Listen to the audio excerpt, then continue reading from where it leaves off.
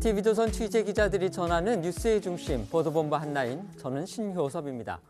윤석열 대통령이 미국 상하원 합동회의에서 연설하는 등 워싱턴 DC에서의 3박 4일 국빈 방문 일정을 마치고 오늘 보스턴으로 이동했습니다.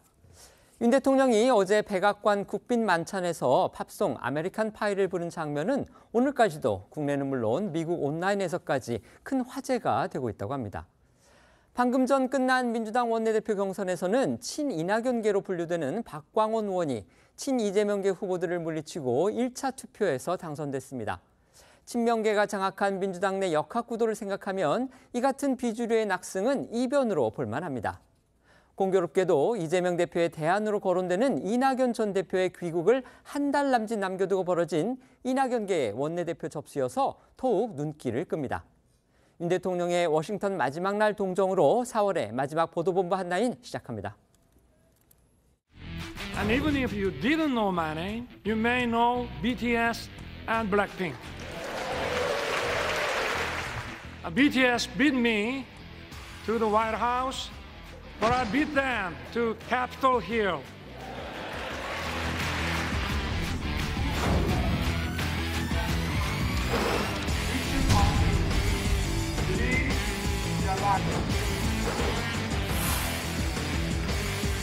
Together with the U.S., Korea will play the role as a compass for freedom. It will safeguard and broaden the freedom of citizens of the world.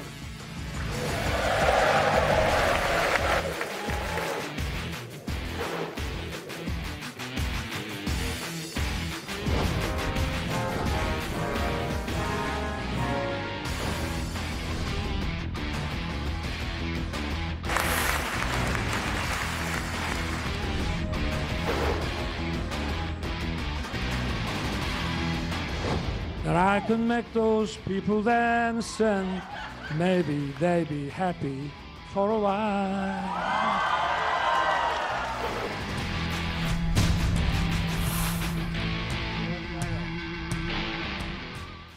미국을 국빈 방문 중인 윤석열 대통령, 우리 시각으로 오늘 오전 워싱턴 일정을 마무리하고 보스턴에 도착했습니다. 네, 윤 대통령과 김건희 여사는요, 워싱턴 DC 인근 공군기지에서 대통령 전용기인 공군 1호기 편을 타고 보스턴으로 떠났습니다.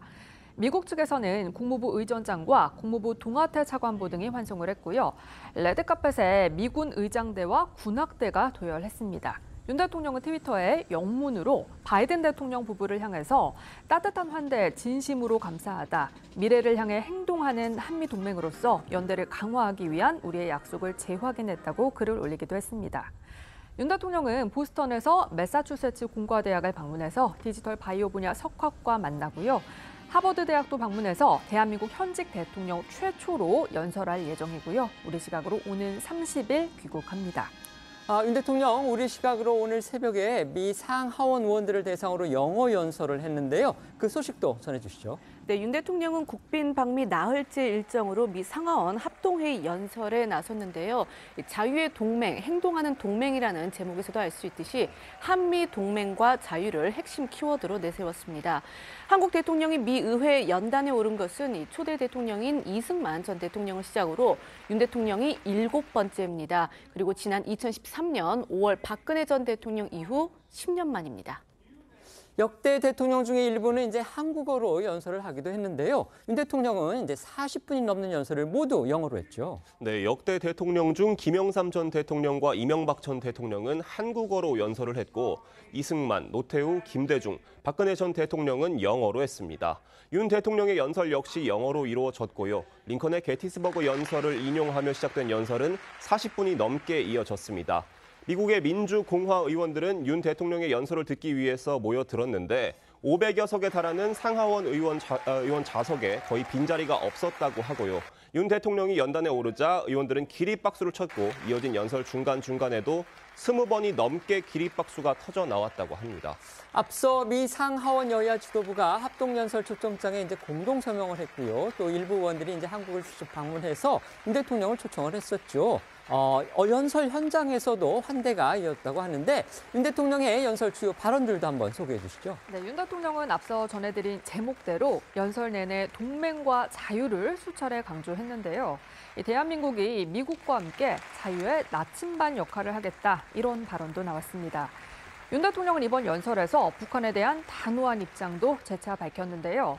10년 전 같은 자리에 섰던 박근혜 전 대통령보다 더 길고 더 센 강도로 북한을 비판해서 눈길을 끌었습니다. 당시 박근혜 전 대통령은 북한의 비핵화를 우선 목표로 삼은 한반도 신뢰 프로세스를 소개하면서도 이 북한에 대한 직접적인 비판이나 도발은 자제하는 모습이었지만 윤 대통령은 북한 주민의 인권 유린 상황을 적나라하게 열거하면서 국제사회가 북한 주민의 열악한 인권 실태를 위해 힘써줄 걸 촉구했는데요. 동맹과 자유, 그리고 북한에 대해 단호한 입장을 강조한 윤 대통령의 연설 들어보겠습니다. Our alliance was forged 70 years ago to defend Korea's freedom. The alliance has now become a global alliance that safeguards freedom and peace around the world. Together with the U.S., Korea will play the role as a compass for freedom. It will safeguard and broaden the freedom of citizens of the world. But even as we walked in unison for freedom for 70 years, there is one regime determined to pursue a wrong path. That is North Korea.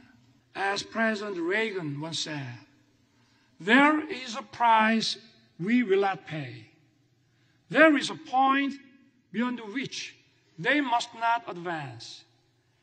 We must make his words clear to North Korea. 윤 대통령 이제 연설에서는요, 이 예전 그러니까 원고에는 없었던 애드립까지 했다고 합니다. 그러니까 즉석에서 그 말을 끼워 넣은 건데 시종일관 여유 있는 모습이었고요. 또 영어 발음도 나름대로 유창했다, 이런 평가가 나왔더군요. 네, 윤 대통령은 연설 중간중간 자연스럽게 청중과 눈을 맞추면서 소통하며 또 여유 있는 모습을 보이기도 했는데요. 한국전에 참전을 했던 전쟁 영웅의 손녀를 모셨다면서 청중에게 그녀를 소개하고 또 한국전 참전 용사 출신의 그 의원들의 이름을 일일이 호명해서 박수를 받기도 했습니다. 또 윤 대통령은 한미 간 문화 교류를 강조를 하면서 세계적인 K-팝 그룹 BTS와 블랙핑크를 언급을 하기도 했는데요. 백악관에는 BTS가 먼저 갔지만 의회에는 제가 먼저 왔다는 그런 애드리브를 건네니까 의원들 사이에서는 웃음이 터져나오기도 했습니다. 직접 들어보시겠습니다. We are honored to have sons and daughters of America sacrificed their lives to defend a country they never knew and the people they never met. Today, we are honored to have his granddaughter, Miss Jane Weber, with us. Miss Weber, would you stand up, please? Culture is helping to further deepen our understanding and friendship. Nationality and language differences are no longer barriers. Korean movies, Parasite and Minari, have won Oscars. Hollywood film Top Gun and The Avengers are loved by Koreans. And even if you didn't know my name, you may know BTS and Blackpink. BTS beat me to the White House, but I beat them to Capitol Hill. BTS가 저보다 먼저 백악관에 갔다, 이 얘기는요, BTS가 지난해 5월이었습니다. 바이든 대통령 초청을 받아서 백악관을 방문해서 큰 화제가 됐었는데 윤 대통령 그걸 언급한 겁니다. 네, 그렇습니다. 윤 대통령은 또 연설 말미에 34년 전 고 노태우 전 대통령의 미국 의회 연설을 거론해서 눈길을 끌기도 했습니다. 노태우 전 대통령은요, 1989년이었습니다. 미국 의회 연설 때 썼었죠. 네, 윤 대통령은 노태우 전 대통령이 당시 연설에서 미국에게 대태평양은 더욱 중요하게 될 것이고 한국은 이 지역의 평화와 번영에 더욱 기여하는 나라가 될 것이라고 언급한 부분을 꺼내 들었습니다. 그러면서 노태우 전 대통령은 언젠가 한국 대통령이 다시 이 자리에 서서 오늘 내가 한 이야기가 현실이 되고 있다고 말하는 날이 올 것이라고 말했는데 노태우 전 대통령의 꿈은 이미 현실이 됐다고 강조했습니다. 들어보겠습니다. The first Korean president, Dr. Lee Sung-man, delivered his speech in 1954. After 35 years, in 1989, President Roh Tae-woo, standing at this podium, said the following: "And Korea will begin to contribute more to the prosperity and peace of the region." I look forward to the day when some future Korean president may be invited to address this distinguished assembly and describe the vision I spoke of today as an achievement fulfilled, not as tomorrow's hope. President Roh's vision has become a reality. 윤 대통령 연설 직전까지도요, 이 원고를 이제 수정하면서 연습을 거듭했다. 이런 보도도 나왔습니다. 네, 뉴스원 보도 내용인데요. 이 대통령실 관계자에 따르면 윤 대통령은 연설 당일 아침까지 연습을 했고요. 연설문도 마지막까지 가다듬었다고 합니다. 또 윤 대통령은 연설문 초안을 바꾼 이 내용과 표현이 지나치게 어렵다면서 중학생도 알아들을 수 있도록 쉽게 쓰라는 취지로 수정을 지시했다고 하고요. 연습을 할 때 발음뿐만이 아니라 강세와 억양까지 영어 단어에 표시하면서 신경을 쓴 걸로 전해졌습니다. 윤 대통령이 연설을 마치고 퇴장할 때도요, 미국 의원들 아주 환대가 또 셌다고 합니다. 네, 연설을 끝낸 윤 대통령이 퇴장하기 위해서 단상에서 내려오자 미국 의원들이 모여들었고 함께 사진을 찍자고 요청을 하거나 윤 대통령의 연설문 원고를 들이밀면서 사인을 요청하면서 윤 대통령이 퇴장하는 데만 10분이 넘게 걸렸다고 합니다. 김은혜 홍보수석은 이 서면 브리핑을 통해서 연설이 끝난 직후 미국 의원들 30여 명이 윤 대통령에게 사인을 요청을 했고 가족 중 한국전 참전 용사가 있는 의원들도 대통령에게 다가와서 각별한 감사 인사를 하면서 윤 대통령이 한동안 이 본회의장 안에 머물러야 했다고 부연 설명하기도 했습니다. 윤 대통령 연설에 대한 이 미 의원들의 소감도 이어졌는데요. 공화당 소속 케빈 메카시 미 하원 의장은요, 자신의 SNS에 윤 대통령은 미국의 위대한 친구다 이렇게 적었고요. 지미 고메즈 하원 의원은 윤 대통령을 환영한다면서 한국어로 같이 갑시다라고 글을 올리기도 했습니다. 윤 대통령은 연설이 끝난 뒤에요, 공화당 소속 메카시 하원 의장이 주최한 그 리셉션에도 참석했다고 합니다. 네, 윤 대통령은 이 리셉션에서 영접위원단으로 선정된 31명의 상하원 주요 의원들과 담소를 나눴습니다. 의원들은 윤 대통령의 연설이 한미동맹의 성공적 역사를 축하하고 앞으로 나아갈 비전을 보여주는 기념비적 순간이었다고 소감을 전했다고 하고요. 메카시 의장은 전날 백악관 국빈 만찬에서 윤 대통령이 노래를 부른 것을 언급하며 그렇게 좋은 가수 음성을 보유하고 계신지 몰랐다고 덕담을 건넸다고 합니다. 메카시 의장이 말한 이 국빈 만찬장에서의 윤 대통령 노래, 저희가 앞서 말씀드렸지만 지금 국내외에서 연일 화제가 되고 있습니다. 네, 윤 대통령은 앞서 백악관에서 열린 국빈 만찬에서 바이든 대통령으로부터 미국의 싱어송라이터 돈 맥클린의 친필 사인이 담긴 통기타를 선물 받았는데요. 평소 맥클린의 아메리칸 파이라는 곡을 좋아하는 노래로 꼽아온 윤 대통령을 위한 깜짝 선물이었습니다. 이에 윤 대통령은 기타를 받아들고 환하게 웃으면서 바이든 대통령에게 감사의 뜻을 전했는데요. 이후 바이든 대통령이 윤 대통령을 무대로 초대해서 직접 노래를 불러달라고 요청을 하자 윤 대통령은 여러분이 원하시면 한 소절 하겠다면서 아메리칸 파이의 앞소절을 불러 참석자들의 환호를 받았습니다. 윤 대통령 노래부터 들어보겠습니다.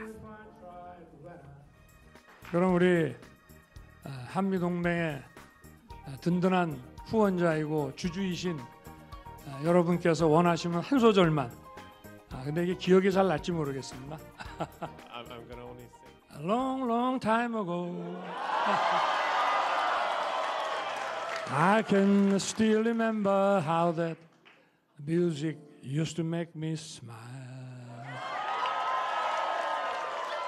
And now I knew if I had my chains that I could make those people dance and maybe they'd be happy for a while. Something touched me deep inside the day the music died.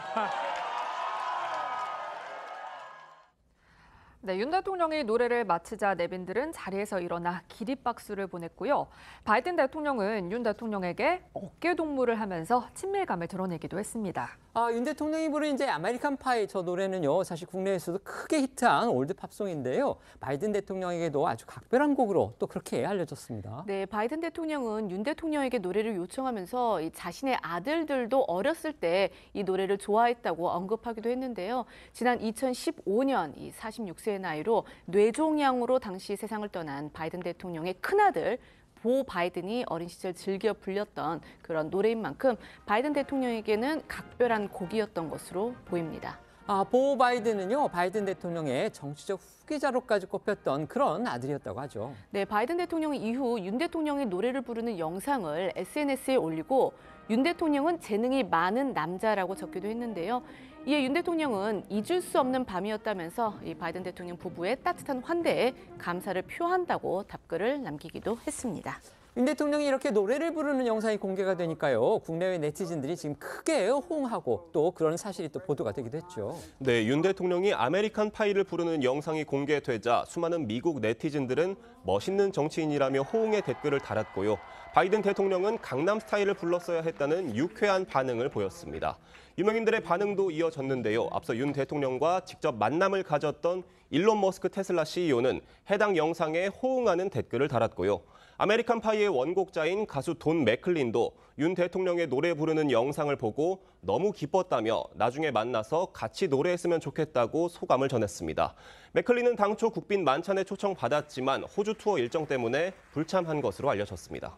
윤 대통령, 또 해리스 부통령, 그리고 토니 블링컨 국무장관이 공동 주최한 이 국빈 오찬에도 참석했다고 합니다. 네, 윤 대통령은 미 국무부 청사에서 진행된 국빈 오찬에서 세계 외교부의 중심인 이곳 국무부에 초대해 주셔서 감사하다고 인사를 건넸고요. 국무부 청사가 해리 트루먼 빌딩이라는 정과 연결지어서 자신의 용산 집무실 책상 위에 놓인 명패 얘기도 꺼냈다고 하는데요. 이 명패는 지난해 5월 바이든 대통령이 방한했을 때 선물한 거죠. 이 트루먼 대통령이 남긴 모든 책임은 내가 진다라는 유명 문구가 새겨져 있습니다. 해리스 부통령은 인사말에서 자신도 검사로 활동하다 정치에 입문하게 된 이력을 꺼내면서 개인적으로 윤 대통령과 검사로서의 배경도 공유한다고 말해서 윤 대통령을 포함한 이 좌중에서 웃음이 터지기도 했습니다. 국빈 오찬에 참석한 윤 대통령 모습 영상으로 보겠습니다. 우리의 미래는 과거보다 더 찬란할 것입니다. 우리 양국은 강력한 힘에 의한 평화를 구축하고 동아시아와 세계의 평화를 촉진하는 자유의 연대를 이끌어갈 것입니다. And on a personal note, we share a background as prosecutors and a mutual commitment. Yes. 윤 대통령은 또 미국의 국방부 청사죠. 바로 펜타곤을 방문했는데요. 국방부 안에서 우리 대통령으로서는 처음으로 찾은 그런 곳이 또 있다고 하죠. 네, 미 국방부 청사인 펜타곤은 이 납작한 오각형 건물로 이 미국의 군사력과 패권을 상징하는 심장복격인 곳인데요. 윤 대통령은 펜타곤을 방문해서 군 지휘 통제 센터를 찾아 이 로이드 오스틴 미 국방장관을 접견을 한 뒤에 미군 수뇌부로부터 직접 브리핑을 받았습니다. 한국 대통령이 펜타곤을 찾은 적은 여러 번 있었지만 윤 대통령처럼 군 지휘통제센터를 직접 찾아 보고를 받은 것은 이번이 처음인데요. 앞서 이명박, 박근혜 전 대통령은 펜타곤을 방문해 다른 시설을 둘러봤습니다. 윤 대통령은 펜타곤을 찾아 앞서 한미 정상회담에서 발표한 이 확장 억제 강화 방안을 재차 강조를 하면서 미국의 확고한 확장 억제 공약을 전적으로 신뢰한다 이렇게 말을 하기도 했는데요. 영상으로 보시겠습니다.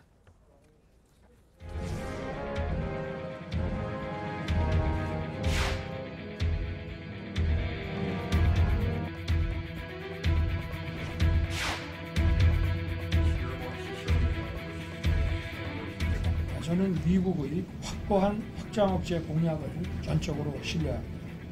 만일 북한이 핵무기 사용을 기도한다면 미국의 핵 능력을 포함해 한미 동맹과 대한민국 국군의 결연하고 압도적 대응에 직면하게 될 것입니다.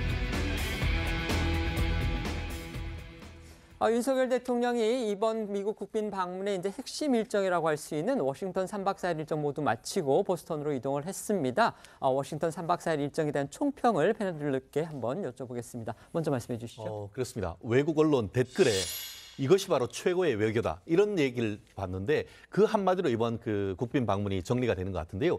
실제로 지금 보면은 뭐 한미 관계를 군사 동맹에서 기술 동맹까지 고양시켰다 그런 평가가 있었는데 그것을 넘어서 격식 있는 외교 관계가 어떻게 보면 허물없는 친구 관계로 오히려 올라갔다. 그 점이 앞으로의 어떤 한미 관계에 밝은 빛을 던져줬다. 그렇게 총평하고 싶습니다. 네, 말씀해 주십시오. 네, 일단 뭐 어떤 의전이라든지 이런 뭐 노래를 부르시고 이런 부분에 대해서는 상당히 참 이전까지는 없었던, 그러니까 어찌 보면 의전상 실수라든지 이런 부분에 대해서 상당히 좀 뭐 매끄럽지 않은 해외 방문이 있었지만은 이번에는 상당히 그런 부분들에서 매끄럽게 잘 진행된 듯 하지만 돌아오는 비행길에서의 어떤 좀 그런 씁쓸함은 좀 남아 있다. 어떤 핵 공유라든지 이런 부분 속에 성과를 다 하지 못한 부분, 그리고 경제적으로도 어떤 실체적인 성과를 내지 못했다는 부분에 대해서는 다시 한번 국내에 돌아오셔서 이 부분에 대해서는 또 대책을 세우셔야 되지 않을까 싶습니다. 네.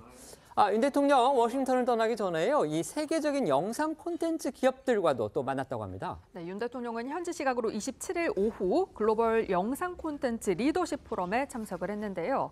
이 자리에는 미국을 대표하는 세계적인 영상 콘텐츠 기업 파라마운트, 워너브라더스 디스커버리, MBC 유니버설, 소니 픽처스, 월트 디즈니, 넷플릭스 CEO들이 참석을 했고요. 이미경 CJ 부회장을 비롯해서 한국 측 영상 콘텐츠 기업도 함께했습니다. 윤 대통령은 참석자들과 K 콘텐츠 수출 및 투자 확대와 양국 콘텐츠 산업의 협력 방안에 대해 논의하면서 모든 지원을 아끼지 않겠다고 약속했는데요. 윤 대통령은 준비된 원고를 보지 않고 모두 발언을 해서 박수를 받았고요. 1,000만 관객을 모은 우리 영화 국제시장을 언급하면서 당시 배경이 한미동맹이 성립되기 직전의 한국 상황이었다, 이렇게 설명하기도 했습니다. 윤 대통령의 발언 들어보겠습니다. The entire world to hear your extraordinary rendition last night of American Pie. No singing today. 오늘 이렇게 뵙게 돼서 반갑습니다. 적은 걸 보니까 재미가 없네. 세계가 하나의 저는 아주 싱글 마켓이라고 생각을 하고 우리 한국에 있는 여러 가지 문화나 영화와 관련된 규제 중에 이런 세계적인 글로벌 스탠다드에 맞지 않는 것이 있으면은 여러분들이 지적을 해주시면은 저희가 그거는 반드시 철폐하고 없애겠습니다. 그래서 윤 대통령은 행사 말미에 미국 영화협회장으로부터 영화 블랙팬서 감독의 사인이 담긴 포스터를 선물로 전달받았는데요. 윤 대통령은 영화 블랙팬서가 부산에서 주요 장면을 촬영했던 것처럼 양국이 함께 콘텐츠를 만들어 나갈 수 있게 적극 지원하겠다고 화답했다고 합니다.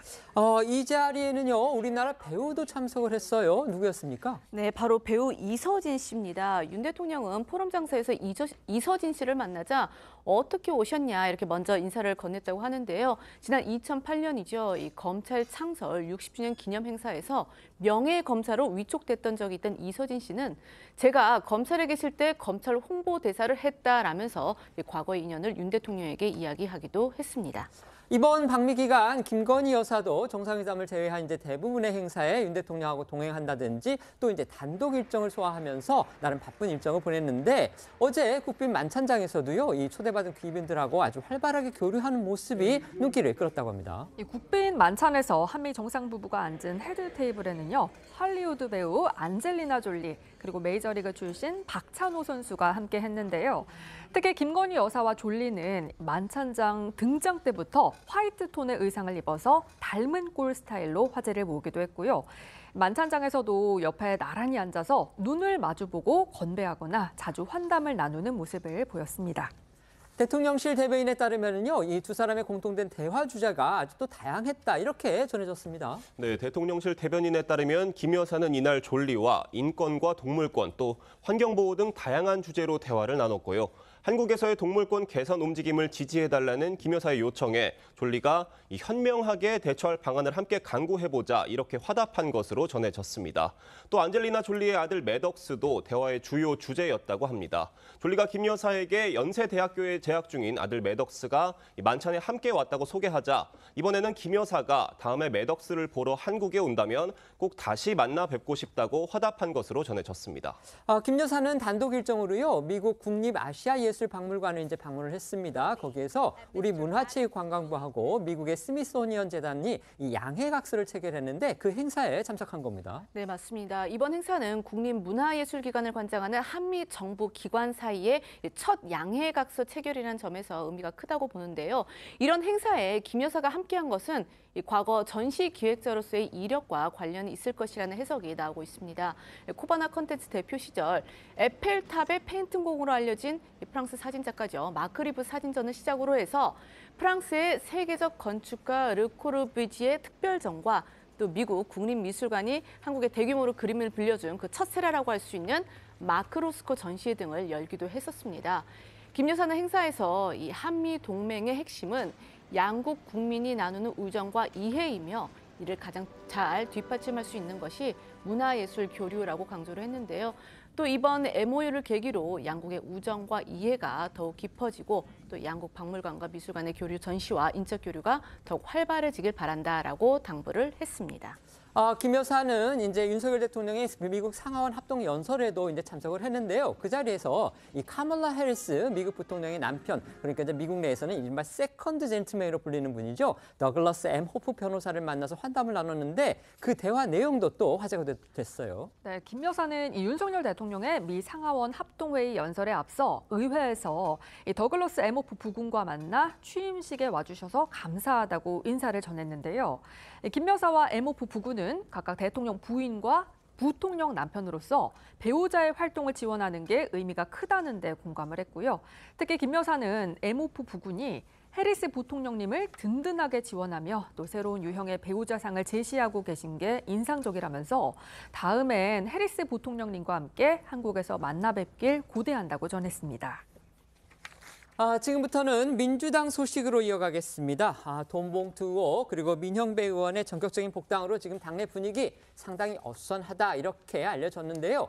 오늘 새로운 원내대표가 선출이 됐습니다. 그런데 그 결과가 또 주목받고 있습니다. 네, 오늘 오전 민주당이 의원총회를 열어서 신임 원내대표를 선출을 했는데요. 이 거대 야당인 민주당의 새 원내대 사령탑에 오른 건요. 비명계로 분류가 되는 박광원 의원으로 이 박신임 원내대표는 제적 의원 과반수의 득표를 얻어서 결선 없이 선출이 됐습니다. 박신임 원내대표는 차분하고 온화한 성품으로 알려졌는데요. 그러면서도 당의 중점 과제가 있으면 확실히 밀어붙이는 추진력이 있다는 그런 평가도 받고 있는 것으로 알려졌습니다. 지난해 국회 법제사법위원장으로서 이 검수완박 법안의 입법을 주도한 바도 있었죠.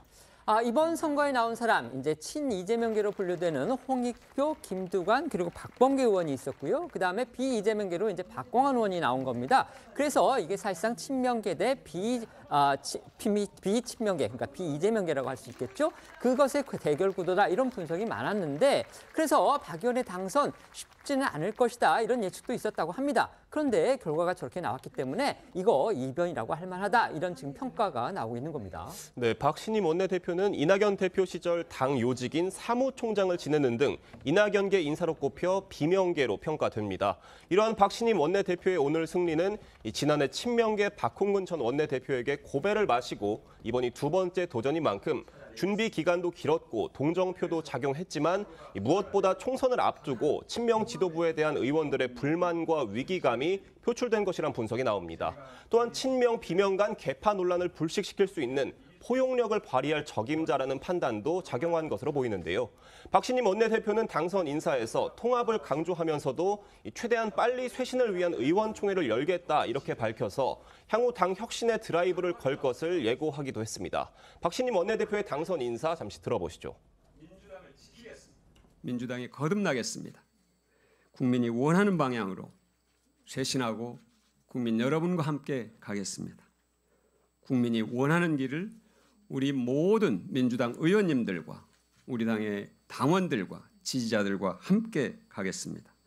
지켜봐 주시고 꼭 함께해 주시길 바랍니다. 정말 잘하겠습니다. 고맙습니다. 박광원 의원 어쨌든 민주당, 그러니까 원내 제1당입니다. 사령탑을 맡게 됐는데 지금 앞으로 풀어야 할 과제 또 상당히 많죠. 네, 민주당 신임 원내대표 앞에는요. 이재명 대표의 사법 리스크와 돈봉투 의혹으로 인한 당내 혼란 수습, 그리고 내년 총선 승리를 이끌어야 하는 등 큼지막한 문제들이 쌓여 있습니다. 그중에서도 머지않은 시점에 현역 의원들의 무더기 소환까지 예고되고 있는 돈봉투 의혹이 박 원내대표가 풀어야 할 가장 큰 숙제입니다. 맞습니다. 지금 돈봉투 의혹에는 지금 민주당의 현역 의원이 많게는 10명 이상 연루돼 있다. 이런 얘기까지 지금 나오는 상황이기 때문에 원내 사령탑인 이 박광원 신임 원내대표가 지금 거기에 대해서 어떻게 대처하느냐, 이거 상당히 정부의 흐름에까지 영향을 미칠 수 있다. 이런 지금 평가까지 나오는 겁니다. 그런데요, 검찰 수사 상황 지금 만만치가 않습니다. 일부 금품 수수자, 그러니까 결국 현역 의원들이 다수일 텐데 이 금품을 받은 사람을 특정했다. 이런 보도들이 나오고 있는 겁니다. 네, 언론 보도들을 종합을 해보면 현재 검찰은 강래구 한국감사협회장으로부터 금품을 수수한 혐의를 받고 있는 이들을 일부 특정을 해서 수사를 벌이고 있는 것으로 알려지고 있습니다. 검찰 관계자는 이와 관련해서 영장에 기재된 혐의 내용에 대해서 어느 정도 사실관계 확정이 이루어졌다면서 인적 책임 범위를 명확히 하고 이 책임의 경중을 가리기 위해서 수사 중이다라고 말한 것으로 전해졌습니다. 또 이 관련자 수사를 통해서 의미 있는 진전이 있었고 이 돈 살포 과정에 대한 수사가 주요 포인트라 집중하고 있다면서 그 과정에서 이루어진 금품 조성과 수수자 부분도 하나씩 확인해 나가겠다라고 설명한 것으로도 전해졌습니다. 이 관련해 공개된 녹취 파일 내용들 다시 한번 들어보시겠습니다. 아니 그렇게 하지 마. 왜? 오빠가 그렇게 받아서 한다는데? 나한테 줘. 그냥 송이 때 바로 같이 얘기했는데. 들어온 걸 대략적으로 저 송한테는 한번 살짝 얘기해 줘야지. 아, 그 조금 모아주면 얘기하지. 야, 100만 원 들었다고 얘기하긴 그렇잖아. 아니, 뭐, 야, 이는 뭐 이 많이 해줬어. 아, 그래. 응. 송영길 의원이? 잘했네. 근데 그거를 뭐 누구를 얼마나 줬냐 이런 것까지는 몰라도 되겠지만, 그도 뭐 어떻게 누구는 조금 했다 정도는 알아야 우리가 그래야 되지 않나? 모르는 게 가장 좋은 거고 그냥 우리는 우리대로 그냥 하는 게 좋은 것 같아요. 여기에 검찰은 돈봉투 자금 조달책으로 지목된 강래구 회장에 대한 구속영장 재청구에도 속도를 내고 있습니다. 검찰은 지난 25일에 이어서 어제도 강 회장을 소환해 조사했고요. 강 회장이 혐의를 전면 부인하고 있고 증거 인멸 정황도 확인된 만큼 구속영장 재청구는 유력시 되고 있습니다. 이와 관련해 한 검찰 관계자는 조선일보에 혐의와 구속 사유에 대해 보강 수사를 진행 중이라면서 영장을 재청구할 땐 추가 수사 결과를 반영할 예정이라고 말한 것으로 전해집니다. 또한 검찰은 피의자로 입건된 민주당 윤관석 의원과 이성만 의원의 소환 조사도 검토하고 있는 것으로 알려지는데요. 다만 이번 돈봉투 사건의 최종 수혜자로 지목된 송영길 전 대표에 대한 조사는 시간이 더 걸릴 것으로 보입니다. 이처럼 검찰의 수사가 점차 속도를 더해가면서 민주당 일각에서는 오히려 검찰이 가진 리스트 명단을 공개하라는 목소리가 나오고 있는 걸로 전해지고 있습니다. 지금 그러니까 이제 사설 정보지, 이른바 이제 디라시 같은 걸 통해 가지고 이게 지금 돈봉투 받은 사람들의 이름이다, 이런 이제 리스트들이 막 돌아다니고 있다고 합니다. 그러니까 거기에서 정말 이제 억울함을 호소하는 그런 의원들이 적지가 않다는 거죠. 네, 총선을 1년여 앞둔 상황에서 확인되지 않은 리스트들이 각 지역 정가 등에서 확산하고 있고요. 또 이를 기정사실로 하는 분위기가 있어서 되레 명단을 공개하라는 목소리가 나오는 건데요. 중앙일보에 따르면 리스트에 오른 한 의원은 출처가 불분명한 리스트를 갖고 지역에서 선거운동을 하는 세력이 있다면서 여당은 여당대로 경쟁자를 죽이려 하고 당 내부 경쟁자마저 이를 퍼다 나르고 있다고 주장한 것으로 전해지고요. 또 일각에서는 10명이라고 해놓고 윤관석, 이성만 의원 이외에 이름을 공개하지 않은 건 검찰의 정치적 플레이라는 성토도 쏟아지고 있는 걸로 전해집니다. 관련해 검찰이 압수수색 영장에 의원 10명에게 돈봉투를 건넸다는 혐의를 기재한 이유가 담긴 녹취 파일 내용도 들어보겠습니다. 관석이 형이 꼭 돈을 달라고 하면 뭐 한 2천만 원 주고 저녁 먹을 때쯤 전화 올 거예요. 그러면 10개 주세요. 딱. 누구한테? 윤한테? 예. 어디세요 지금? 제가 뭐 저기 잠깐 뵈야 돼서.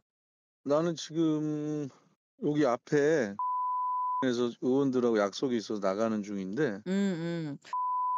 앞에서 잠깐 봬요. 똑같이? 그렇지. 어제 그만큼? 그래서 내가 여기 5명이 빠졌더라고. 오늘 안 나와갖고. 그래서 오늘 빨리 그래야지 내가 여기 회관 돌아다니면서 만나서 처리하거든. 그래. 지금 의원들뿐만이 아니고요. 민주당의 일반 당원들의 여론도 또 심상치 않다고 하죠. 네, 중앙일보에 따르면 어제 민주당 권리당원 게시판엔 돈 봉투 사건은 당이 썩었다는 증거다. 봉투를 받은 의원은 검찰 수사 후 밝혀지면 출당. 그전에는 탈당해주면 좋겠다라는 글이 올라왔다고 하고요. 이 당내에서는 이번 의혹의 핵심 인물로 지목을 받는 송영길 전 대표가 탈당을 한 만큼 함께 연루된 윤관석 의원과 이 의원도 탈당해야 한다 이런 목소리가 커지고 있는 것으로도 전해지고 있는데요. 하지만 민주당은 이 공식적 차원의 대응은 없다는 입장을 유지하고 있습니다. 어제 이재명 대표의 이야기 직접 들어보시죠. 말씀드렸던 것처럼 저희도 진상조사를 해서 조치를 하고 싶은데 실제로 조사할 수 있는 권한이나 상황이 되지 못하는 걸 여러분도 잘 아시지 않습니까? 그런 점을 좀 이해해 주시고 검찰이 신속하게 좀 수사를 해주시면 좋을 것 같습니다.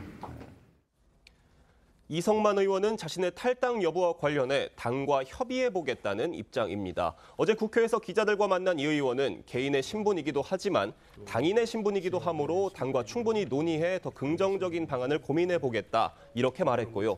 송 전 대표로부터 전달받은 입장이 있느냐는 질문에는 이 송 전 대표에게 연락이 온 적도 연락을 한 적도 없다면서 이재명 대표와도 통화를 한 사실이 없다고 덧붙였습니다. 어제 이성만 의원의 이야기도 들어보겠습니다. 당과 협의를 해봐야죠. 지역민의 신분이기도 하고 또 당의 신분이기도 하기 때문에. 송영길 전 대표는 지금 들어오셨는데 어떤 입장이나 좀 전달을 하신 바가 있으신가요? 그거 전달하면 안 되지. 내가 피의자인데 같은 연루자하고 얘기하면 안 되잖아요. 그러니까 일절난 대화를 안 하고 있어요. 연락이 온 적도 없나요? 아이 그럼요. 연락이 온 적도 없고 한 적도 없습니다. 이재명 대표랑 좀 통화하신 적은 있으실까요? 아이 그런 거 없어요. 네, 들어가십시오. 이번 돈봉투 의혹 수사의 발단은요, 다 아시다시피 지금 개인 비리로 수감 중인 이정근 전 민주당 사무부총장이 갖고 있던 그 녹취 파일에서 시작이 됐다 이렇게 볼 수가 있겠습니다. 이 녹취 파일을 지금 단독으로 연속 보도한 방송사가 있고요. 그다음에 지금 서울중앙지검이 어쨌든 녹취 파일을 입수를 해서 수사 중인 것으로 그렇게 지금 저희가 볼 수가 있겠습니다. 그런데 이정근 전 민주당 사무부총장 측이요, 이 녹취 파일을 공개한 JTBC 그다음에 서울중앙지검 검사를 경찰에 또 고소했다고 합니다. 네, 이 전 부총장의 변호를 맡은 법무법인 덮펌은 오늘 오전 보도자료를 통해서 이 전 부총장이 경찰의 서울중앙지검 반부패 수사 2부 소속의 성명불상 검사를 공무상 비밀누설 혐의로 JTBC 보도국장과 기자들을 개인정보보호법 위반 혐의로 고소하는 내용의 고소장을 제출했다고 밝혔습니다. 구체적으로는 서울중앙지검 반부패 수사 2부가 지난해 8월 18일 이 전 부총장의 알선 수재 혐의로 압수수색 및 임의 제출을 통해 입수한 이 전 부총장의 휴대전화 4대에 저장된 3만 건 이상의 통화 녹음 파일 등을 수집해서 증거로 보관을 했는데 성명불상의 검사가 JTBC 기자들에게 공무상 비밀인 이 녹음 파일 중 일부를 임의로 제공해서 일반에 공개되게 한 혐의가 있다고 주장했습니다. 앞서 서울중앙지검과 JTBC는 모두요, 이제 이 녹취록 유출한 적도 없고, 그다음에 JTBC는 검찰로부터 받은 적이 없다 이렇게 입장을 밝힌 적이 있죠. 네, 하지만 이 전 부총장의 이 변호를 맡은 법무법인 덮펌 측은요, 이 전 부총장의 통화 녹음 파일이 약 3만 건이다. 이 각 녹음 파일의 통화 시간을 평균 3분으로 잡더라도 총 9만 분, 즉 1,500시간에 달하고 이를 하루 24시간씩 청취해서 듣는다고 해도 약 62.5일이 소요되는 방대한 분량이다 이러면서 이러한 방대한 분량의 통화 녹음 파일 중에서 돈봉투 의혹 관련 내용이 담긴 특정한 이 녹음 파일을 가려내는 일은 상당한 조직과 인력이 투입돼야 하는 작업이고 이는 현실적으로 검찰만이 가능하다 이렇게 주장을 하고 있는 겁니다. 또 검찰이 이 돈봉투 의혹 수사를 진행한다는 사실이 알려진 직후에 JTBC가 이 수사 내용과 관련된 특정 통화 녹음 파일들을 공개한 것은 검사로부터 제공받지 않는 한 가능한 일이 아니라면서 이 녹음 파일 유출이 검찰에 의한 것임을 의심할 수밖에 없다라는 입장도 밝혔습니다. 이와 관련해서 덮펌 측은 이 통화 녹음 파일 공개 때문에 이 전 부총장의 인격권이 심각하게 침해돼서 고소장을 제출하게 됐다면서 이 후속 법적 조치도 취할 예정인 것으로 전해졌습니다. 이런 가운데 잠시 후 2시 이재명 대표는 공직선거법 위반 혐의 5차 재판에 출석합니다. 민주당 대선 후보 당시에요. 고 김문기 성남도계공사처장을 몰랐다. 이렇게 한 발언이 지금 허위사실 유포 혐의를 받고 지금 기소된 그런 상태죠. 네, 오늘 재판에서는 이 대표와 유동규 전 성남도시개발공사 기획본부장의 대면도 예고돼 있는데요. 이 대표 측은 증인으로 출석하는 유 전 본부장에 대한 반대 신문을 진행하고요. 신문 과정에서 이 대표가 직접 유 전 본부장에게 증언을 요구할 수도 있습니다. 민주당의 분위기가 어수선한 건 지금 돈봉투 의혹 때문만이 아닙니다. 이 민형배 의원을 엊그제 이제 전격적으로 복당시킨 이후에 지금 민주당 내의 의견들이 또 한 번 갈라지는 그런 양상입니다. 네, 민형배 의원의 복당을 두고 여당은 물론이고요. 야당 내에서도 비판이 이어지고 있는 가운데 오늘 오전 민 의원이 잇따라 라디오 인터뷰에 나섰습니다. 민 의원은 1년 전 자신의 탈당이 위장 탈당이라는 건 국민의힘의 선동 프레임이라고 주장을 했고요.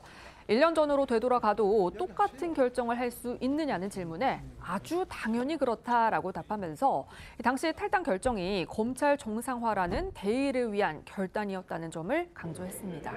또 민 의원은 당의 형식적 요청은 아니지만 이렇게 했으면 좋겠다는 의사가 있었다면서 사실상 당 차원의 요청이 간접적으로 있었다는 사실을 인정하기도 했는데요. 민 의원의 주장 들어보겠습니다. 복당하는데 뭔 꼼수를 부렸습니까?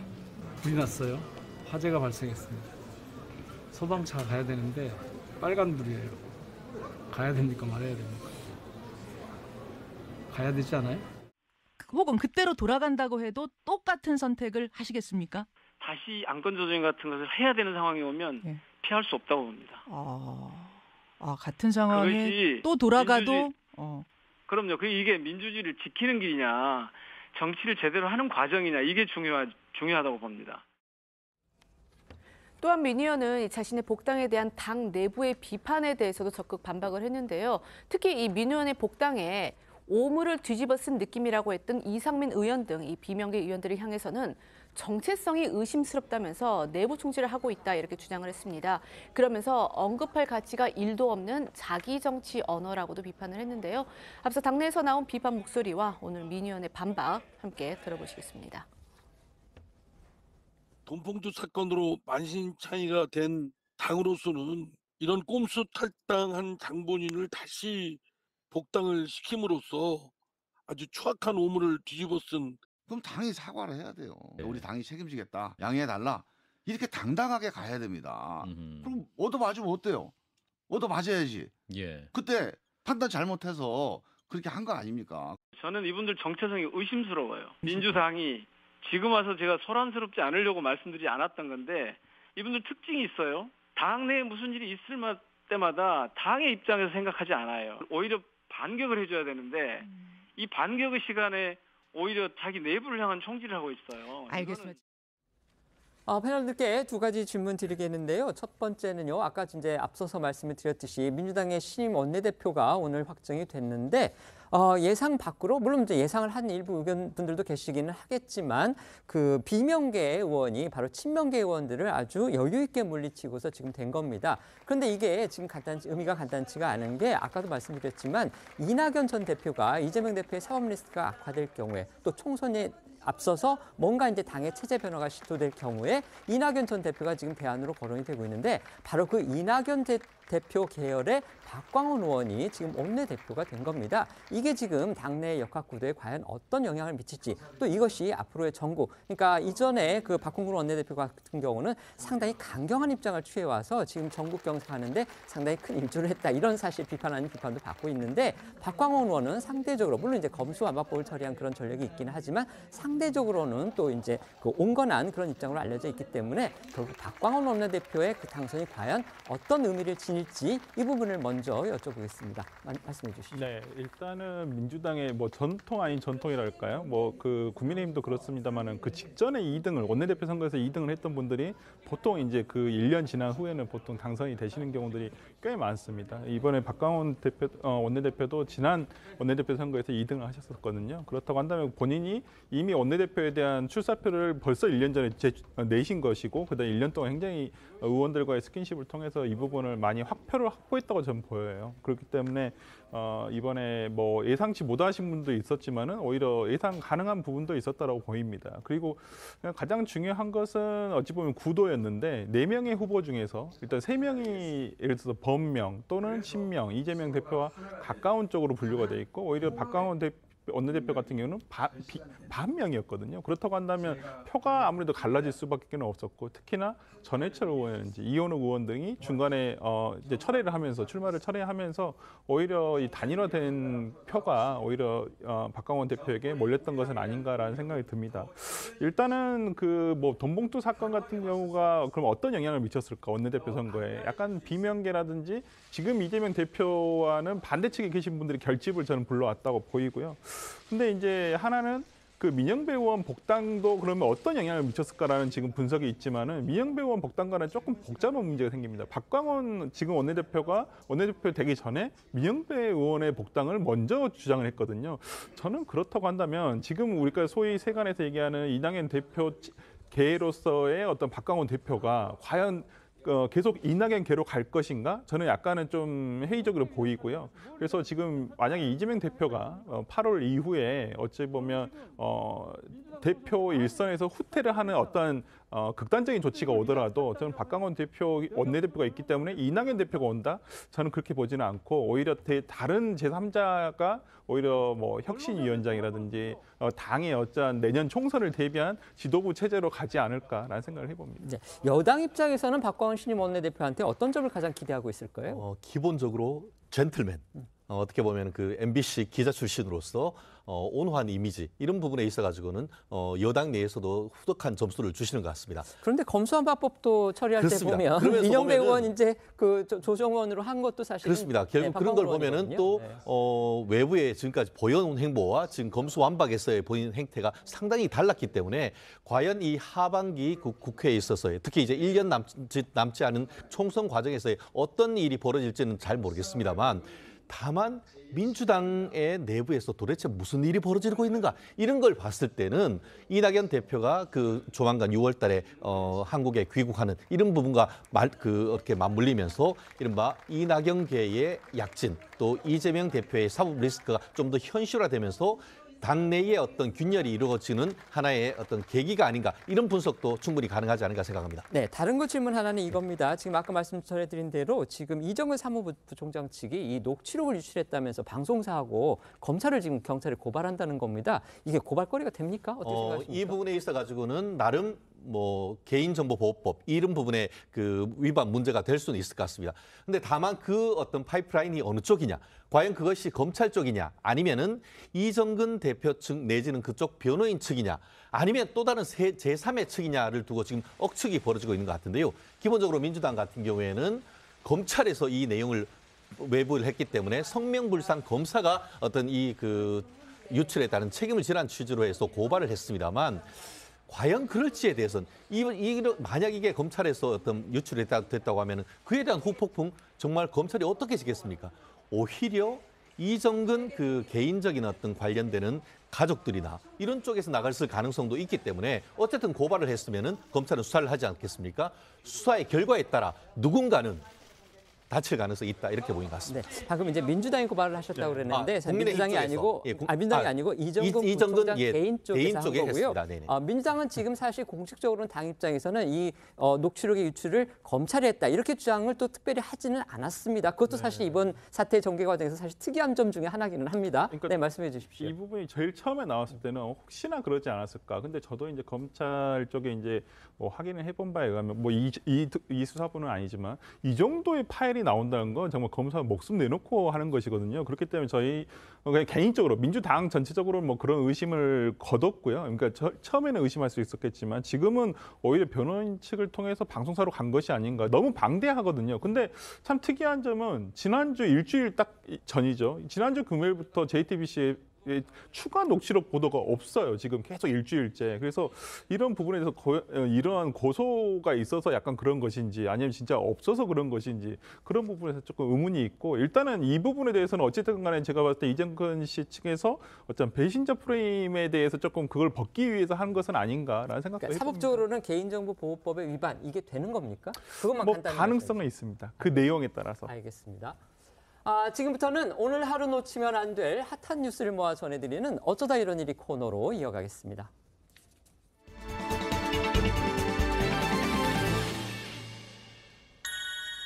첫 번째 키워드는요, 일조 파티 참석입니다. 주가 조작 의혹에 연루됐다는 그런 의혹이 지금 불거지고 있는 임창정 씨가요, 공식적으로 처음으로 해명 입장을 냈습니다. 네, 임창정 씨는 이 기획사를 키워나가는 과정에서 지난해 11월 지인의 소개로 이번 사태의 관련자를 만나게 됐다고 설명을 하면서 자신은 좋은 재테크를 믿고 이 주식 대금 일부를 맡긴 거다 이렇게 주장을 했습니다. 또 자신은 이번 일이 터질 때까지 아무것도 모르고 있었고 언론 보도가 터지고 나서야 뒤늦게 무언가 잘못됐다는 것을 직감했다 이렇게 해명을 했는데요. 그러면서 누구에게도 이 금전적 피해를 입힌 일이 없고 또 잘못된 이득을 취한 적이 없다 이렇게 선을 그었습니다. 그러니까 결국은 재차 자신도 이 피해자라는 입장을 강조한 건데요. 30억 원을 투자를 했지만 남은 돈이 2억 원이 채 되지 않았다라고 주장을 했던 임창정 씨의 지난 발언 다시 한번 들어보시겠습니다. 그 종목들 어떤 종목인지 모르지만 어쨌든 그래프만 보게 되니까 제가 수익이 얼마큼 났다고 하니 그거 되게 좋겠다. 10억을 개인 계좌로 만들었어요. 저는 30억을 샀죠, 주식을. 네. 근데 84억이 사진 거예요. 근데 그게 둘 다 반토막이 나 있는 거예요. 1억 8,900만 원이 남아 있어요. 이게 이틀 전에 20억짜리였었던 거예요. 계좌에 20억이 있었는데 지금 1억 8,900만 원이 남았어요. 자, 내일부터 마이너스 5억 아마 그렇게 찍힐 거고. 임창정 씨가 자신도 이제 자신이 투자했을 뿐만이 아니고 이 동료 가수한테도 투자를 권유했다. 이런 보도가 나오면서 또 진위 여부가 논란이 됐었는데요. 임창정 씨, 이 부분은 또 강력하게 부인했다고 합니다. 임창정 씨는 이 모든 과정에서 자신의 자금만 투자해 손해를 봤지 다른 사람들에게 주식과 관련해 어떠한 유치나 영업행위를 하지 않았다고 해명하면서 명백한 오보라고 강조했습니다. 그러면서 어떤 조사든 성실히 임하겠다고 밝혔고요. 사건의 진위 여부와 법적 이슈를 떠나서 사회적인 파장이 큰 부분에 대해서는 공인으로서 무거운 책임감을 느끼고 있다고 사과 말을 전하기도 했습니다. 한편 논란이 커지면서 임창정 씨가 대표로 있는 소속사는 최종 합격자에게 1억을 지급하겠다고 했던 오디션을 잠정 연기한다고 밝혔습니다.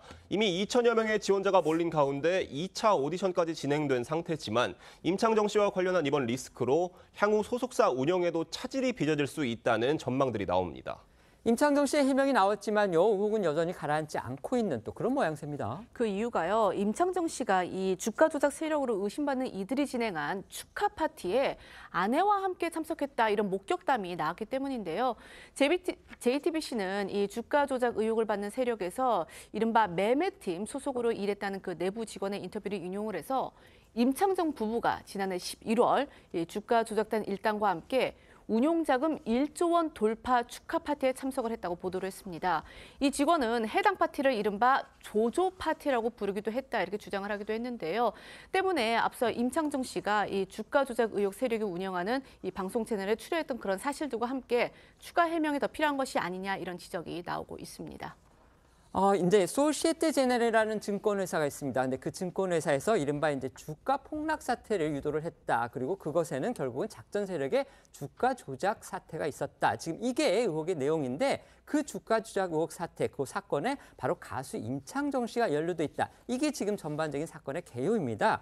임창정 씨는 이제 계속해서 지금 언론에 자신은 전혀 거기에 관여하지 않았다 이렇게 주장을 해왔는데 지금 처음으로 자신의 입장을 공식적으로 밝힌 겁니다. 역시도 내용은 같습니다. 본인은 이제 주변에서 권유를 해서 30억 가량을 거기에 투자를 했었는데 이것이 당초에는 80억까지 돈이 불어났다가 지금은 거의 마이너스가 돼서 자기도 손해를 받고 피해를 봤다 이런 주장이고요. 그다음에 자신이 동료 가수들한테까지 투자를 권유했다 이런 얘기가 있지만 그것도 사실이 아니다. 이렇게 오늘 공식적으로 해명을 한 겁니다. 그렇다면 결국 이제 나도 손해를 봤기 때문에 나는 피해자가 아니다. 나는 거기에 이제 그 공범으로 가담한 적이 없다. 지금 이런 논리를 임창정 씨는 피고 있는 건데요.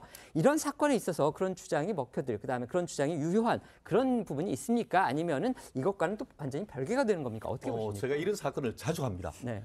피해자와 가해자는 정말 종이 한 장 차이로 갈리는 겁니다. 피해자이면서 가해자인 케이스가 적지 않거든요. 그래서 정말 지금 임창정 씨가 나는 정말 돈을 투자한 사람으로서만 어떤 그 행위를 한 것인지 아니면 어떤 피해가 있는 상황 속에서 어떻게든 내 돈 갚아라고 하면서 돈을 가지고 와라 이런 정황이 있다고 하면은 공범으로 될 가능성도 여전히 남아 있습니다. 그렇기 때문에 현재로서는 사실관계를 확정하는 것이 필요한데요. 과연 지금 그 주가 조작 세력들이 그와 같이 어떤 공범을 하는 과정에서 임창정 씨가 어떤 역할을 했는지 그것을 밝히는 것이 피해자인지 가해자로서의 공범으로서 전부에 대한 책임을 지는 건지 만약 공범으로 되면 이 전부에 대해서 임창정 씨가 책임을 져야 되는 것이거든요. 그렇기 때문에 임창정 씨로서는 이 사안에 대해서 변호인 선에서 아주 엄하게 대응해야 되는 그런 어떤 절체절명의 기로에 서 있다. 그렇게 보이는 것 같습니다. 네, 말씀해 주십시오. 근데 걱정되는 부분은 지금 임창정 씨라고 하는 어찌 보면 연예인으로서 알려진 사람에게 너무 포커싱이 맞춰지는 것은 아닌가라는 생각이 좀 듭니다. 이제까지 뉴스 보도를 따더라도 이 대표인 뭐 라모 씨 같은 경우에 이익을 얻은 사람 집단은 따로 있다 그랬거든요. 그렇다고 한다면 분명히 어디선가 돈의 흐름을 찾다 보면 수익을 얻은 사람들이 분명히 있다는 얘기고 일단은 그 부분에 대해서 그 사람들이 어떤 이런 주가 조작과 관련한 가담 여부라든지 이런 부분에 대해서 조금 더 파헤쳐져야 되는데 오히려 지금 임창정 씨 같은 경우에 알려졌다는 이유만으로 물론 저는 임창정 씨가 어디에 무슨 파티에 참석을 했고 이런 부분도 다 확인이 돼야 된다고 봅니다. 그렇지만은 주가 조작이라는 것은 적극성이 있어야 되고 그냥 단순히 어떤 알려진 사람이기 때문에 그랬다. 이렇게 보기에는 조금 어려운 맞습니다. 부분이 있기 때문에 저는 오히려 수사기관이 그냥 뭐 임창정 씨도 물론 수사를 해야 되지만은 오히려 지금 돈의 흐름을 따라서 오히려 이득을 얻었다는 그 집단에 대해서 먼저 선제적으로 해야지만 만약에 피해자들이 나중에 밝혀졌을 때 피해자들이 구제라도 받을 수가 있게 되는데 오히려 그렇지 못하 이 수사의 시기를 놓쳐버리면 나중에 피해자에 대한 구제조차도 못하게 되기 때문에 저는 수사기관에서 이런 부분에 대해서 조금 해야 되고 언론 보도도 마찬가지입니다. 너무 임창정 씨가 알려졌다는 이유만으로 물론 나중에 진실이 밝혀졌을 때는 다 비난을 할 수 있겠지만은 지금 단계에서는 너무 초점이 거기에만 맞춰진다면 누군가는 웃고 있을 수가 있습니다. 네, 지금 변호사님 말씀대로 사실 이게 임창정 씨가 어떤 경우에서든 지금 거기에 투자를 해다가 손해를 받든 어쨌든지 간에 지금 알려져서 이름이 공개하게 됐기 때문에 언론에서 지금 집중적으로 조명을 받고 있는 거고요. 지금 언론 보도를 보면 거기에서 지금 이른바 전주가 됐다는 전주로 가담했다는 의혹을 받는 사람들 중에는 뭐 정재계 인사도 있다고 하고요. 그다음에 뭐 의사도 있다고 하고 사회에 어떤 유력한 그런 사람들도 있다고 다수 포함돼 있다고 하는데 지금 그 명단은 전혀 공개가 되고 있지 않기 때문에 지금 임창정 씨가 또 워낙 또 유명한 연예인이기 때문에 이렇게 집중적으로 현재로서는 초점이 돼 있지 않나 이런 생각이 듭니다. 또 이제 이니셜로 보도가 됐던 또 주가 조작 의혹 세력에 투자한 또 다른 가수가 있었는데요. 그 가수가 이렇게 직접 이름을 또 밝히고 나왔다고 합니다. 바로 가수 박혜경 씨였는데요. 논란이 커지자 오늘 새벽 자신의 SNS를 통해서 조작 의혹에 대한 장문의 심경글을 게시했습니다. 박혜경 씨는 친한 언니를 통해서 문제가 되고 있는 회사가 가수 활동 전속 계약을 할 회사인 줄 알고 소개받았다면서 작전 세력에 연루된 경위를 설명했고요. 계약금 1억 원을 회사에 맡기는 조건으로 전속 계약을 체결했다고 주장했습니다. 그리고 회사 측에서 설치해준 앱을 통해 보니까 회사에 맡긴 돈이 불어나는 걸 보고 이들이 천재인 거 아니냐 이런 생각도 했다는 게 박혜경 씨의 설명인데요. 돈이 불어나는 걸 보고 추가로 4천만 원을 보냈고 고스란히 피해 금액이 됐다고 주장했습니다. 임창정 씨가 다른 가수한테 투자를 권유했다 이런 보도는 오보다 이렇게 지금 임창정 씨는 부인을 했습니다. 박혜경 씨는 이 부분에 대해서는 어떤 입장을 냈습니까? 박혜경 씨도 임창정 씨와 같은 입장인데요. 그러니까 박 씨는 임창정 씨로부터 이 권유는 있지도 않은 사실이다 이렇게 선을 그었는데요. 목소리 들어보시겠습니다.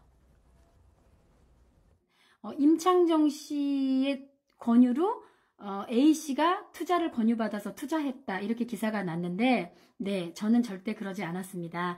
임창정 씨는 저한테 절대 한 번도 투자 얘기를 한 적이 없고요. 저는 그리고 제 돈을 투자하지 않았습니다. 저는 피해자라기보다 무지해서 잘 따져보지 않은 게 문제인 것 같아요. 네. 이번 파장이 지금 일파만파 번지면서 이제 여러 사람들의 이름이 나오고 있는데 그 중에 한 사람이 바로 방송인 노홍철 씨입니다. 노홍철 씨도 이 주가 조작 세력에 타깃이 될 뻔했다. 지금 이런 보도가 나왔습니다. 네, 방송인 노홍철 씨가 해당 세력으로부터 투자 권유를 받았지만 거절한 것으로 알려졌는데요. 주가 조작 의혹 핵심 인물 중 한 명으로 지목된 프로골퍼 출신 A씨가 서울 강남권에서 골프 아카데미를 운영하며 친분이 있는 이들에게 투자를 권유했는데 그중 노홍철 씨도 포함돼 있었다고 합니다. 하지만 노홍철 씨는 프로골퍼가 주식 투자를 권유하는 것을 의아하게 생각해서 실제로 투자하진 않은 것으로 전해졌는데요. 소속사 측은 이번 사태와는 노홍철 씨는 관련이 없다고 강조했습니다. 하지만 A씨가 톱스타 전문 골프 프로라고 자신을 홍보하면서 이 다수의 연예인들에게 접근을 해서 투자를 권유했던 것으로 알려졌기 때문에 이번 사태와 연루된 연예인들이 더 나타날 가능성도 배제할 수 없는 상황입니다. 이 보도 내용을 종합해보면요. 연예계뿐 아니라 이번 주가 조작 사태와 관련된 이 투자자만 1000여 명에 이르면서 정재계 인사, 의사 등도 대거 참여한 것으로 전해졌습니다. 이번 증시 폭락과 관련된 주가 조작 의혹 정말 파장이 큰데요. 금융당국도 전방위적인 압수수색 또 수사에 나섰다고 합니다. 네, 금융위원회는 어제 SG증권 사태 배경으로 알려진 주가 조작 세력과 관련해 전방위 압수수색에 나섰는데요. 경찰은 현장에 있던 투자자 진술을 토대로 해당 투자업체 사무실 물품 일부를 우선 압수했고요. 주가 조작 등 부정거래에 사용됐을 수 있는 휴대전화 200여 대도 확보한 것으로 알려졌습니다. 경찰은 압수물 분석을 위해 사후 압수수색 영장을 검찰에 신청한 것으로 전해졌는데요. 관련해 금융위원장의 이야기 들어보겠습니다. 압수수색 나간 것도 그 구성을 보시면 34명인가 이렇게 나갔는데 거기 보면 남부지검에서도 나가고 거래소, 금감원 합동으로 다 나갔습니다. 금융감독당국이 모든 역량 그리고 검찰이 갖고 있는 모든 역량을 다 동원해서 가장 신속하고 효율적으로 이걸 처리하겠다. 아까 변호사님들 말씀해 주셨던 대로 지금 사실 이 주가 조작 의혹 사건의 피해자는 임창정 씨가 지금 피해자라고 주장을 하는데 그럼 유명인들뿐만이 아니고 일반 투자자들도 굉장히 많다고 합니다. 그렇기 때문에 지금 이 파장이 간단치가 않은 거고 액수도 지금 수천억에 이른다 이런 지금 얘기까지 나오고 있기 때문에 금융당국 그다음에 수사당국의 그 수사는 불가피해 보입니다. 그렇다면 앞으로 이 수사 과정에서 어떤 점이 중점적으로 따져봐야 되는 건지 어떤 점이 중점적으로 파헤쳐져야 하는지 이 부분에 대한 의견을 한번 여쭤보겠습니다. 먼저 말씀해 주시죠. 네, 지금 뉴스상으로 보면 가해자가 아무도 없어요.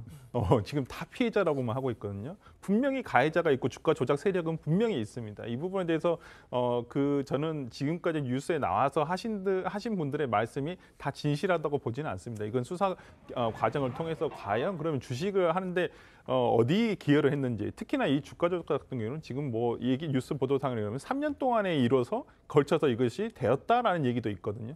그만큼 장기적으로 치밀하게 준비를 했다는 얘기예요. 그리고 관여자가 많다는 것, 그다음에 피해자가 많다는 것은 그만큼 기간이 길었다는 것이거든요. 이 부분에 대해서 자칫 대부분의 전주들이 빠져나갈 수가 있어요. 그렇기 때문에 금융이라든지 그다음에 검찰에서도 이 부분에 대해서 누가 주가 조작을 주도적으로 했는지 일단은 이 부분에 대해서 해야 될 것이고요. 무엇보다 저는 중요한 게 피해 보전을 위해서 그 범죄 수익에 대해서 이제 추징 보전 절차를 조금 시급하게 해서 나중에 어떤 피해자가 발생했을 때 조금이라도 전체 다는 아니더라도 보상을 회복할 수 있도록 해주는 게 가장 중요하다고 봅니다. 네, 말씀해 주시죠. 그렇습니다.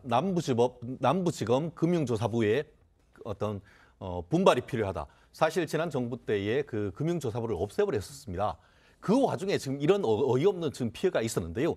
검찰 수사와 검수완박하는 과정에서 이 주가 조작 이런 부분에 대한 수사가 제대로 이어지지 아니했던 부분이 있습니다. 그 부분을 지금 검찰에서 지금 수사권을 회복을 하고 하는 과정에 있었는데 이번 사건을 제대로 지금 수사를 해야 된다고 합니다. 그래서 성과를 얻을 경우에는 어떤 검찰의 어떤 수사권 이런 부분에 대해서는 어떤 탄력이 붙을 수가 있다라고 생각하는데요.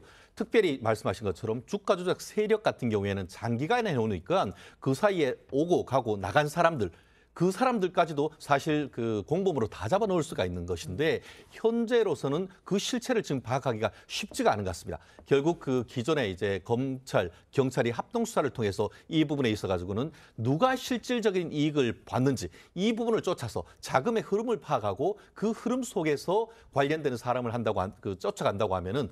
얘기한 것처럼 과연 이 사람이 피해자인지 아니면 가해자인지 그래서 억울한 사람이 없도록 구제를 해주면서 실질적인 피해자를 회복시켜줄 수 있는 노력 좀 반드시 필요한 것이 아닌가 생각합니다. 네.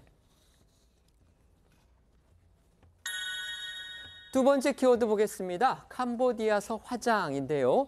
코미디언 출신 방송인 서세원 씨가요, 사망 8일 만에 정말 영면에 들게 됐다고 합니다. 네, 서세원 씨의 시신이 오늘 캄보디아에서 화장 절차를 밟는다는 소식입니다. 그동안 구체적인 사인과 관련해 여러 의혹이 제기되면서 고인의 시신은 현재 한 사원에 안치된 채 장례 절차가 미뤄져 왔었고, 시신을 한국으로 옮겨서 부검하는 방안도 거론이 됐었지만 만만치 않은 운구 비용과 열악한 현지 상황 등을 고려해서 화장을 결정하게 된 건데요. 관련해 딸 서동주 씨 측은 재혼한 가족 측과 양측이 오해가 있었다. 충돌 직전까지 갔지만 잘 조율했다면서 이 재혼한 가족 측도 아버지에 대한 예우를 하도록 도왔다며 상황을 전했습니다.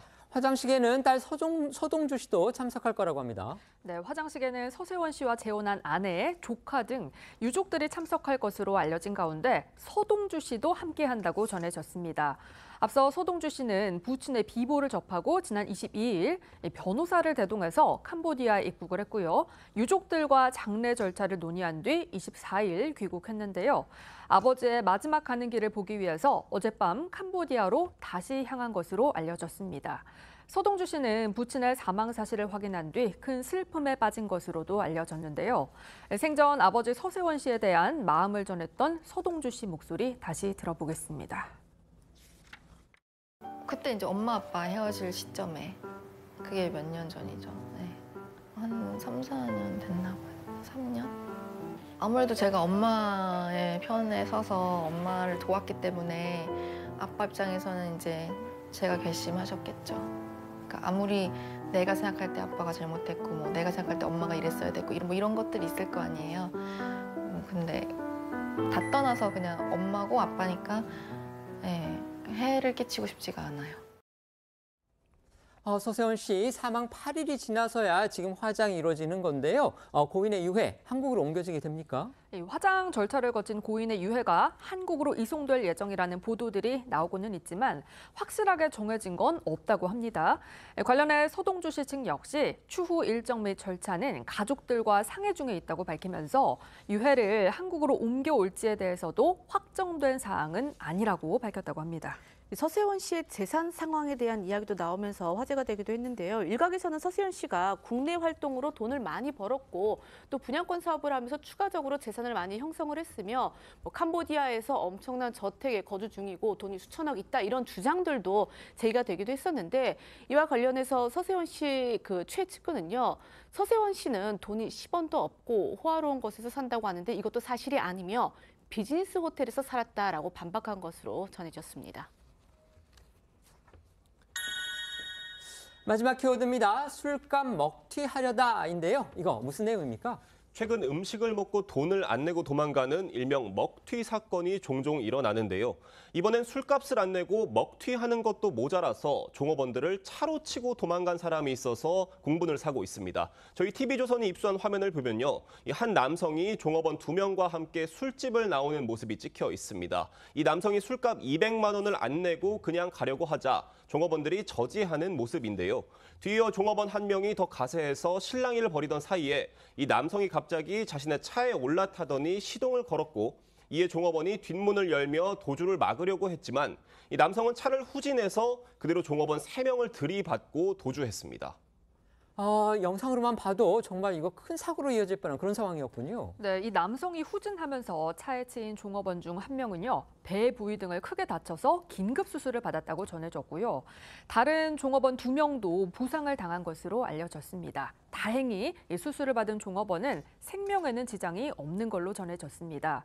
당시 남성은 술에 취한 상태였는 걸로 알려졌는데 종업원들이 차에 치였음에도 별도의 구호 조치 없이 그대로 차를 몰고 모습을 감췄습니다. 그렇다면 이 남성 붙잡지 못한 겁니까? 아닙니다. 경찰은 CCTV에 찍힌 차량 번호를 토대로 서울 동대문에서 도망친 남성을 붙잡았는데요. 경찰의 설명 듣고 오겠습니다. 실시간 추적이랑 사적 조회해가지고요. 경찰에 따르면 이 남성은 조사에서 비싼 술을 먹으며 허세를 부리고 싶었는데 돈이 없었다라고 진술한 것으로 알려졌습니다. 경찰 관계자는 남성을 특수상해 혐의로 구속을 하고 음주량 및 도주 경위를 조사 중이라고 전했습니다. 지금 영상에서 보신 대로 이제 술값 내지 않고 도망간 것도 모자라서 그 차로 지금 그 저지하던 종업원을 지금 친 채로 이렇게 달아난 남성. 이게 지금 경찰에 어쨌든 붙잡혔다고 하는데 이럴 경우에 과연 어떻게 처벌을 받게 될지도 또 궁금합니다. 두 분이 마침 다 변호사시기 때문에 한번 여쭤보겠습니다. 먼저 말씀해 주시죠. 무전 취식은 사기죄. 그리고 술 먹고 음주운전하면서 사람을 다친 것은 특정범죄 가중처벌법상 위험운전치상이 됩니다. 근데 뭐 음주운전으로 인한 다친 것은 최근에 형이 굉장히 올라갔습니다. 그래서 1년 이상 징역, 15년 이상 유기징역인데 이번 같은 경우에는 한꺼번에 3명을 다치게 하는 것 아니겠습니까? 그러면 이른바 경합범 가중으로 해가지고 제가 봤을 때는 적어도 5년 이상 합의가 안 된다고 하면 5년 전에 실형이 선고될 가능성 저는 그렇게 예측을 해봅니다. 네, 말씀해 주시죠. 네, 거기에다가 만약에 이 사람이 차로 그 종업원들을 고의적으로 아니면 예견 가능성이 있는 상태로 이것을 치었다라는 부분이 지금 봤을 때는 있다면 거의 고의로 보이는데요. 네, 그렇다고 저거는. 한다면 네. 저는 이제 특수상해까지. 왜냐하면 자동차는 위험한 물건으로 보거든요. 그렇다고 한다면 자동차를 이용해서 치였기 때문에 특수상해죄까지 하면 추가가 되지 않을까라는 생각해 봅니다. 네, 알겠습니다. 저희는 1분 뒤에 다시 돌아오겠습니다. 오늘 준비한 소식은 여기까지입니다. 저희는 다음 주 월요일 오후 1시에 더 핫한 소식으로 찾아뵙겠습니다. 시청해 주셔서 고맙습니다.